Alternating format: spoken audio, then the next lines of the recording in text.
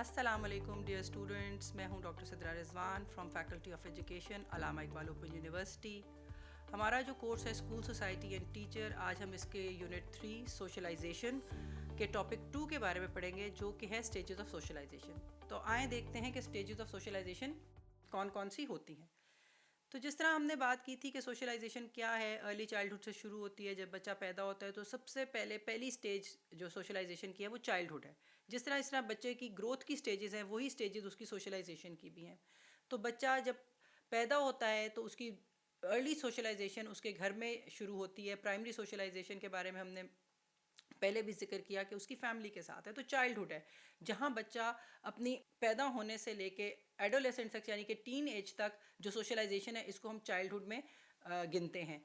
तो यहाँ बच्चा अपनी प्राइमरी और सेकेंडरी दोनों सोशलाइजेशन से इंटरेक्ट कर चुका होता है, घर से निकल के स्कूल में आ चुका होता है, तो उसकी सेकेंडरी सोशलाइजेशन भी शुरू हो गई होती है। उसके बाद आता है जी एडोलेसेंस। एडोलेसेंस हम कहते हैं यंग बच्चों को, ठीक है, जिनको हम टीन एज यूजली गर्दानते हैं। और जो इसकी डेवलपमेंटल स्टेजेस हैं, इस स्टेज में बच्चे के अंदर बहुत सी तब्दीलियां आ रही होती हैं। वो ग्रो कर रहा होता है, बलूगत की तरफ जा रहा होता है। उसके अंदर बॉडीली चेंजेस के साथ साथ इमोशनल चेंजेस भी हो रही होती हैं। और इस स्टेज की सोशलाइजेशन अपनी ही होती है। आपने देखा होगा ये इस एज में बच्चे जो हैं वो ज़्यादातर हम असर अपने दोस्तों के साथ रहना पसंद करते हैं। और डिफरेंट नीड्स हैं जेंडर वाइज मेल और फीमेल्स की इस स्टेज पे।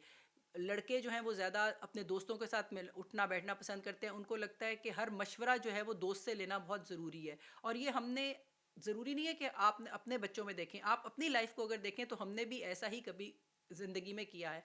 और इस एज में सबसे ज़्यादा रिबिलियस होता है बच्चा, ठीक है। वो रूल्स रेगुलेशंस को मानने को तैयार नहीं होता, उससे इनहराफ करता है, क्योंकि उसके अंदर एक इमोशनल जंग चल रही होती है। तो ये एडोलेसेंट स्टेज है जिसमें सोशलाइजेशन अपना किरदार अदा करती है बच्चे को मोल्ड करने में, उसको काम डाउन करने में, उसको इस स्टेज से स्मूथली गुजारने में। इसके बाद आता है, इस स्टेज के बाद आती है हमारी अडल्टहुड, जिसको हम जवानी कहते हैं। जब हम अपनी स्कूल कॉलेज की एज से निकल के यूनिवर्सिटी में जाते हैं या अपनी जॉब सीकिंग के लिए जाते हैं, या कि अपनी मार्केट जो जॉब मार्केट है उसके अंदर एंटर होते हैं, ठीक है। तो ये अडल्टहुड हो गई। और अडल्टहुड के बाद हमारी old age till a person dies. तो ये डिफरेंट स्टेजेस ऑफ सोशलाइजेशन या different stages of growth and development साथ साथ चलती हैं। अब हम अगर बात करें चाइल्डहुड एंड एडोलेसेंस की, तो ये फैमिली जो है इसमें चाइल्डहुड और एडोलेसेंस में, क्योंकि बच्चा अभी घर में ही है, उसका सिर्फ घर और स्कूल ये उसकी दो दुनियाएं हैं, ठीक है। तो ये उसकी फैमिली जो है उसका प्राइमरी एजेंट है चाइल्डहुड और एडोलेसेंस में सोशलाइजेशन की, ठीक है। और इस स्टेज में बच्चा क्या करता है, उसकी बेसिक डेवलपमेंट होती है, जिसमें लैंग्वेज है, सेल्फ कॉन्सेप्ट है, मैं कौन हूँ, हम क्या हैं, कहाँ से बिलोंग करते हैं। ये चीज़ें बच्चे की डेवलप हो रही होती हैं इस स्टेज में। और बच्चा के आइडेंटिटी फॉर्मेशन जो है इस स्टेज में वो अपने दोस्तों से होती है, पीयर इन्फ्लुएंस होता है।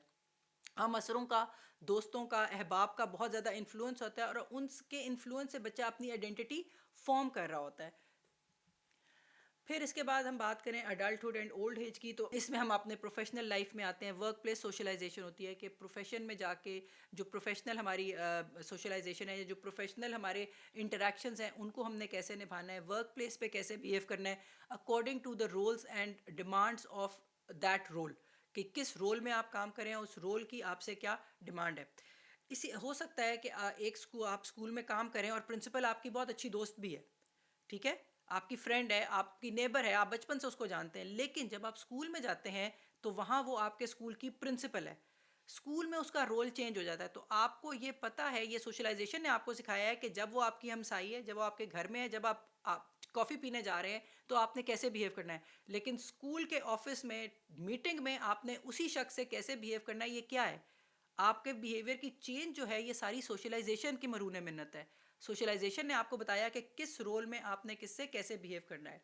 फिर उसके बाद रोल ट्रांजिशंस हैं कि एक रोल से दूसरे रोल में आप कैसे जाते हैं। फॉर एग्जांपल, आप एक ही घर में आप बेटी भी हैं, आप माँ भी हैं, ठीक है, आप बीवी भी हैं, और हर एक रोल में आपका डिफरेंट सोशलाइजेशन है। तो ट्रांजिशन ऑफ रोल है। जब आप बेटी हैं तो आपने कैसे बिहेव करना है, जब आप एक माँ हैं आपने कैसे बिहेव करना है, जब आप एक बहू हैं तो आपने कैसे बिहेव करना है। ये ट्रांजिशन ऑफ रोल्स हैं, ठीक है। और एंड रिटायरमेंट, और फिर आपका रोल कैसे चेंज होता है। ये रोल ट्रांजिट होते रहते हैं इंसान के ज़िंदगी भर। जब और अगर हम प्रोफेशनल रोल की बात करें तो ये प्रोफेशनल रोल्स हमारे रिटायरमेंट तक रहते हैं, ठीक है। जाहिर बात है जब आप रिटायर हो गए तो आपका प्रोफेशनल रोल एक ख़त्म हो गया आपका, क्योंकि प्रोफेशन ख़त्म हो गया तो वो रोल भी ख़त्म हो गया। और थ्रू आउट दिस आप क्या करते हैं, आप एडजस्ट कर रहे होते हैं सोसाइटी की नीड्स के साथ। रोल्स, अपने रोल के अंदर रहते हुए सोशलाइजेशन करने का क्या मकसद है, क्योंकि आपके रोल के साथ साथ आपका रोल एक सोसाइटी में भी तो चल रहा है ना। तो आप एडजस्ट कर कॉन्टीन्यूस एडजस्टमेंट करता है इंसान माहौल के साथ, लोगों के साथ थ्रू आउट देयर लाइफ। और ये क्या है, ये उसकी एडजस्टमेंट है सोसाइटी के साथ। अब एजेंट्स ऑफ सोशलाइजेशन की अगर हम बात करें तो प्राइमरी एंड सेकेंडरी एजेंट्स की हमने बहुत गुफ्तगू की, जिसमें हमने कहा प्राइमरी फैमिली है, सेकेंडरी स्कूल है, और इसके बाद आपका जॉब है, आपकी वर्क प्लेस है, और इस तरह जिस तरह आप स्टेजेस आप पार करते जाते हैं, आपकी सेकेंडरी सोशलाइजेशंस चेंज होती चली जाती हैं और मोर कॉम्प्लेक्स होती चली जाती हैं। इसके बाद हम बात करते हैं स्ट्रक्चर्ड एंड अनस्ट्रक्चर्ड इन्फ्लुएंस की। स्ट्रक्चर्ड इन्फ्लुएंस वो होती है जो फॉर्मल होती है, जिसके लिए बंदोबस्त किया जाता है कि आप ने इस माहौल में कैसे इंटरैक्ट करना है, जिसको हम इंडक्शन ट्रेनिंग कहते हैं। ठीक है, वो स्ट्रक्चर्ड है, वो आपको इंटेंशनली कराई जाती है ताकि आप उसके ज़रिए चीज़ों को सीखें। अनस्ट्रक्चर्ड है जो आप नेचुरल सेटिंग में सीखते हैं, जिसके लिए आपको कोई फॉर्मल ट्रेनिंग देने की ज़रूरत नहीं होती। और हम ज़िंदगी में ज़्यादा सोशलाइजेशन अनस्ट्रक्चर्ड सीखते हैं, स्ट्रक्चर्ड तो बहुत कम होती है। कोई इंडक्शन ट्रेनिंग हो गई, कोई वर्कशॉप करा दी गई आपको नई चीज़ के बारे में, कोई इंस्टीट्यूशन में कोई नई चीज़ आई उसके बारे में आपको आगाह कर दिया गया। लेकिन ज़्यादातर हमारी जो सोशलाइजेशन है वो अनस्ट्रक्चर्ड है, इनफॉर्मल है, ठीक है, नेचुरल है, जो हम रोज़मर्रा में चीज़ों के साथ इंटरैक्ट करके सीखते हैं। और इसके बाद कॉन्टीन्यूस सोशल इंटरैक्शन है, क्योंकि सोशलाइजेशन लाइफ लॉन्ग है, तो इसलिए ये सोशल इंटरैक्शंस भी कॉन्टीन्यूस हैं और कभी भी ये ख़त्म नहीं होती। चाहे हम किसी भी रोल में चले जाएं, इन्होंने किसी ना किसी तरीके से चलते रहना है। उसके बाद family and school as agents की हम बात करें तो पहली आपकी फ़र्स्ट सोशल इंस्टीट्यूशन फैमिली है, जहाँ उसके आपकी मॉरल एंड इमोशनल डेवलपमेंट होती है। स्कूल जो है वो एक स्ट्रक्चर्ड सोशल इन्वायरमेंट है, जिसको बनाया ही इसलिए गया है, इंटेंशनली बनाया गया है, ताकि आपकी सोशलाइजेशन को आगे लेके जाया जाए। इसके बाद पीयर ग्रुप्स हैं जो जिनकी हमने बात की, आपके हम असर, आपके दोस्त, आपके इर्द गिर्द के आपके हम उम्र।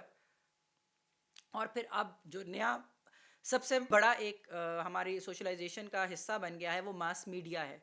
ठीक है, ये जो मोबाइल फ़ोन आपके हाथों में, बच्चों के हाथों में है, ये आपकी सोशलाइजेशन का एक ज़रिया है। आप उन लोगों के साथ आजकल इन कनेक्शन है जिनको आपने कभी नहीं देखा, कभी नहीं मिले, और शायद ज़िंदगी में कभी मिलेंगे भी नहीं। वो दुनिया के किसी दूसरे दूसरे कोने में है, लेकिन आप उनके साथ इंटरैक्ट कर रहे हैं, उनके साथ सोशलाइज कर रहे हैं।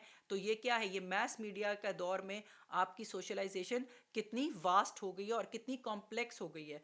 ठीक है, पीयर इन्फ्लुएंस जो है ऑब्वियसली आपके बिहेवियर पे होता है, आपकी आइडेंटिटी पे होता है। आप अपने दोस्तों से इन्फ्लुएंस होते हैं, हम असरों से, और आप उन जैसा बनना चाहते हैं।